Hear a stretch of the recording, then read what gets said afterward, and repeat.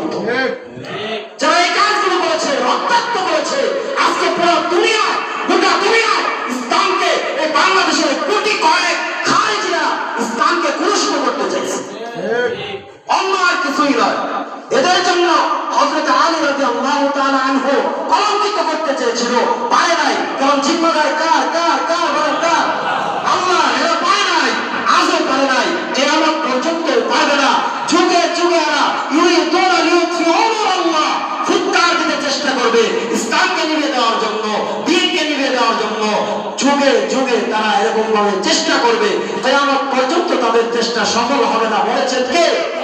আল্লাহ। কিয়ামত পর্যন্ত সফল হবে না। ইউরিদুনা লিইউতফিউ নূরাল্লাহ, ইউরিদুনা লিইউতফিউ নূরাল্লাহ বিআফওয়াহিহিম, আল্লাহু মুতিম্মু নূরিহি ওয়ালাউ কারিহাল কাফিরুন। इस्लाम को गुलशान की दिया खून का पानी, इस्लाम को गुलशान की दिया खून का पानी, देखा है सोनी और फलक ने नजर आया। ইসলামের ভিতর কিছু মানুষের রক্ত ঝরবে, এটা কোনো সমস্যা না। ইসলামের জন্য কিছু মানুষের রক্ত গা থেকে পড়বে, এটা কোনো সমস্যা না। আরে রক্ত এমন এক জিনিস, রক্ত গা থেকে যদি গড়া পড়ে হারাম হওয়া যায়, তাহলে ফরজ হওয়া যায়। রক্ত গা থেকে যদি গড়া পড়ে রক্ত বের হলে ওযু ভেঙে যায় না? রক্ত বের হলে ওযু ভাঙেনি? ওযু ভেঙে যায়। রক্ত গা থেকে বের হলে ওযু ভেঙে যায়, তো আর ফরজ হওয়া যায়।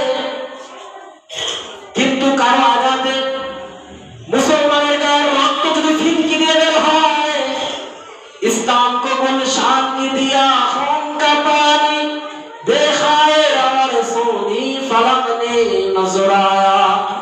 ইসলামের ভিতর কিছু মুসলমানের গা থেকে রক্ত ঝরবে, এটা আল্লাহ চায়। কেন চায়? রব্বুল আলামিন কুরআন কারীমের মধ্যে এর বহু ব্যাখ্যা বিশ্লেষণ করেছেন, হাদিসের মধ্যে বহু ব্যাখ্যা বিশ্লেষণ আছে। পয়গম্বর আরবি বলে আল্লাহ রাব্বুল আলামিনের কাছে, ভগবান আল্লাহ,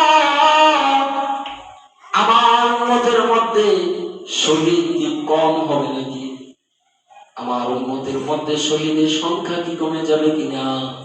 রব্বুল আলামিনের সাথে একান্ত বৈঠকে, একান্ত আলাপে যখন পয়গম্বরের সব বিষয়গুলো জানতে চায়, আল্লাহ রাব্বুল আলামিন তার হাবিবকে খুশি করার জন্য মিসওয়াক করলেও 100 গলা কাটা শহীদের সওয়াব দান করবে, তার হাবিবকে জানা দিয়েছে। সুবহানাল্লাহ।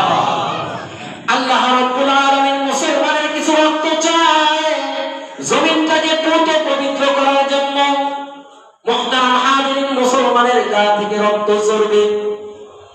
মুসলমান এই জন্য বিপদগামী নয়, পথভ্রষ্ট নয়। মুসলমান এই জন্য পেরেশানি নয়, চিন্তিত নয়। কিন্তু যারা গা থেকে রক্ত ঝরায়, ওদের মতো ব্যাপক জুলুমবাজ দুনিয়াতে আর কেউ নাই। ওদের মতো জুলুমবাজ দুনিয়াতে আর কেউ নাই। ইসলাম আসছে রক্তের সাগরে ভেসে ভেসে। কারণ লা ইউমিনু আহাদুকুম হাত্তা ইয়াকুনা হাব্বা ইলাইহি মিন ওয়ালিদিহি ওয়া ওয়ালাদিহি ওয়ান নাসি আজমাইন।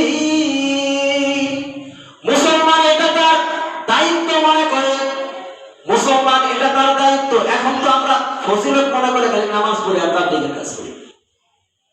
এই কথাটা খুব ভালো করে বুঝেন। আমরা ফজিলত মনে করি, সওয়াবের কাজ মনে করি, এটা মনে করে নামাজেও আসি, তাবলীগের কাজেও যাই। হাদিসের মধ্যে মানে আশ্চর্যজনক শব্দ। কি শব্দ জানেন? যারা ফজিলত মনে করে এই কাজগুলো, দ্বীনের কাজগুলো করে, রব্বুল আলামিন ময়দানে মাহশরে তাদেরকে গুনে গুনে গুনে গুনে যাজা দান করবে। সুবহানাল্লাহ বলেন। যারা ফজিলত মনে করে এটা করে, তাদেরকে কি করবে? গুনে গুনে দিবে। দেখেন না, আপনারাও গুনেন যে হুজুর এই নামাজ পড়লে সওয়াব কতটুকু, এই তাসবিহ পড়লে সওয়াব কতটুকু, এই কাজ করলে সওয়াব কতটুকু আপনারা করেন না, এমন করেন না আপনারা? এরকম ফজিলত আর সওয়াবের কাজ যারা মনে করে রব্বুল আলামিন ময়দানে মাহশরে তাদেরকে গুনে গুনে দিবেন, নাও তোমার জন্য 10টা, তোমার জন্য 20টা, তোমার জন্য 100। কিন্তু হাদিসের মধ্যে আশ্চর্য শব্দ রব্বুল আলামিন তার হাবিবের মাধ্যমে ব্যবহার করেছেন। যারা দ্বীনের কাজকে দায়িত্ব মনে করবে, যারা নামাজ পড়াকে দায়িত্ব মনে করবে, দাওয়াত দেওয়াকে দায়িত্ব মনে করবে, কোরআন তিলাওয়াতকে দায়িত্ব মনে করবে, যারা তাসবিহ তাহলিল পাঠ করাকে দায়িত্ব মনে করবে, রব্বুল আলামিন বলেন ইন্নাল্লাহা দায়িত্ব কার কি? দায়িত্ব দিয়ে দিছে অমুক জায়গায় যাও, অমুক জায়গায় ইসলামকে প্রতিষ্ঠা করতে হবে, দ্বীনের দাওয়াত দিতে হবে, তাবলীগ করতে হবে, নামাজ পড়তে হবে, এগুলো তোমার দায়িত্ব।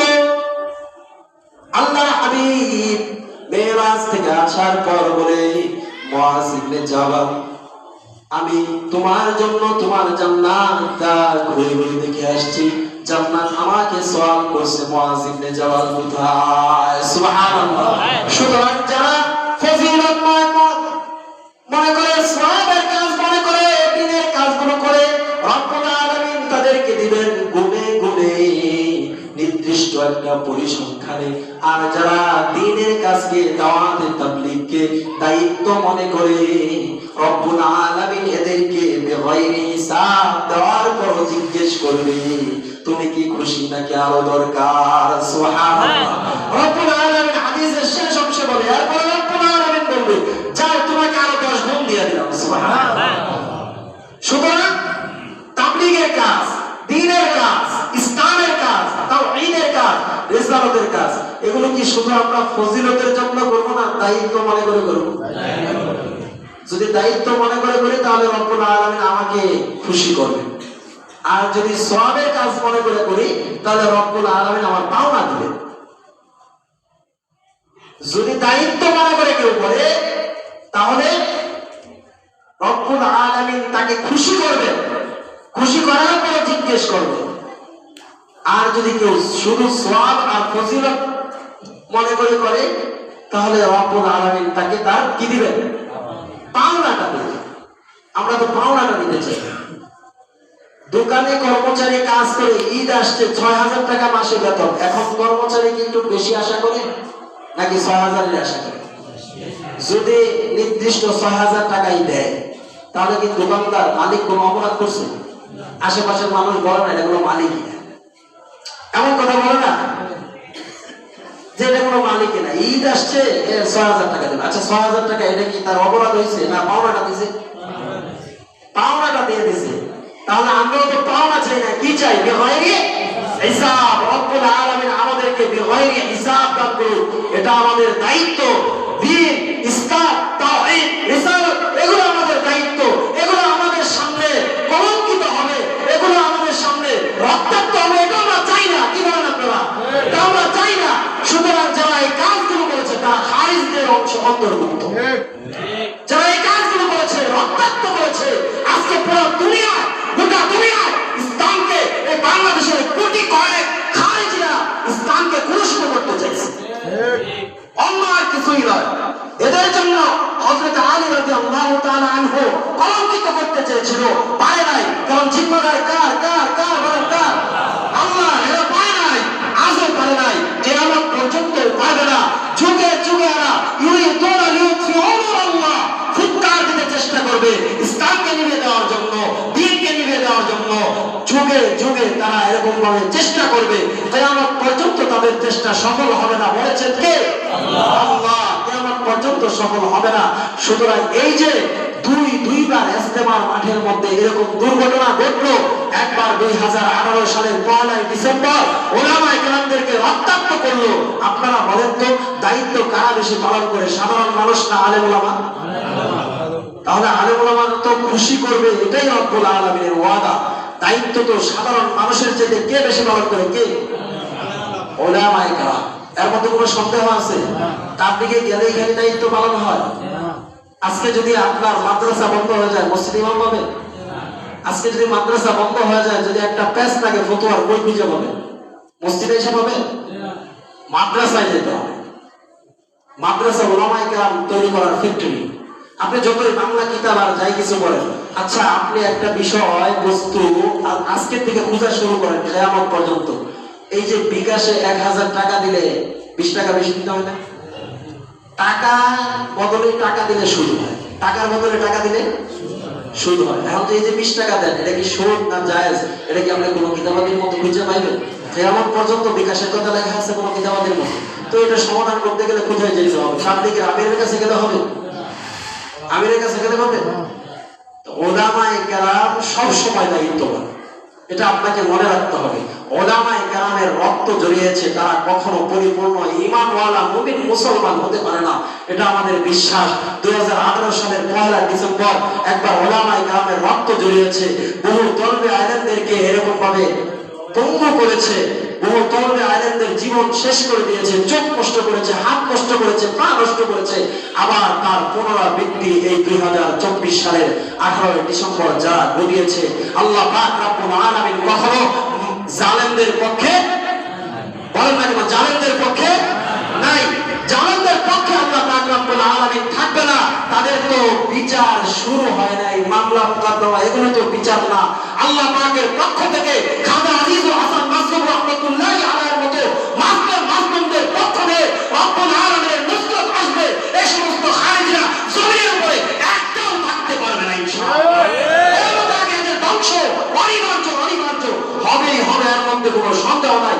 আল্লাহ পাক রব্বুল আলামিন এই সমস্ত নামধারী মুনাফিক মুসলমান, এই সমস্ত দ্বীনের দাওয়াতকারী সন্ত্রাসদের থেকে আমাদেরকে হেফাজত করুন। কি বলুন আপনারা?